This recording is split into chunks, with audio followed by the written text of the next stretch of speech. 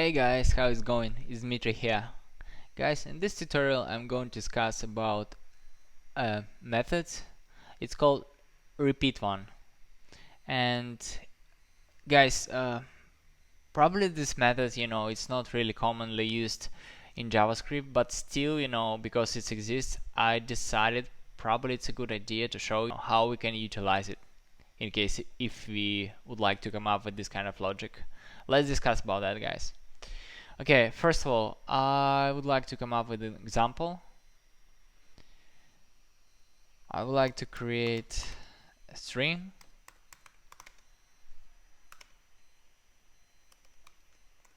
Repeat.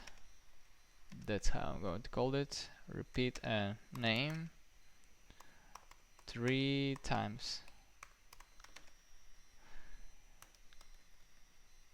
So guys, now we have this string, right? And I'm going to create a second string, which I'm going to call name. And idea of this repeat method, guys, obviously I think as you already got it, we apply this repeat method to our string in order to repeat this value, the value of the string, as many times as you specified using this method repeat.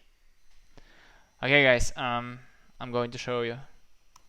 Let's define a second string. I'll call it name, and I'm going to define my name. So what I'm going to do now, guys, I'm going to say const repeated, sorry for misspelling, equal to name, come on, dot repeat, and in the brackets I'm going to specify 3. So now guys, I'm going to define a new variable, final string, that's how I'm going to call it, and I'm going to concatenate our two strings, right, original ones, string plus repeated, and I'm going to log it out, console.log final string, and let's see what we got. By the way, I'm going to define empty spaces here in order to show it nicely, right, as the final string, as a one string. Let's run it. So you can see, guys, the final result.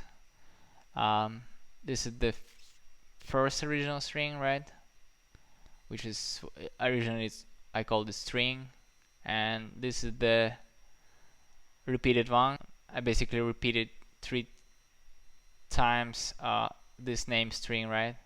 And yeah, that's how, guys, basically this repeat method works. Hope guys it makes sense, and I'm going to wrap up, guys. It's a really short tutorial, but functionality itself, it's not that complicated, but still it has its own place, right, in JavaScript.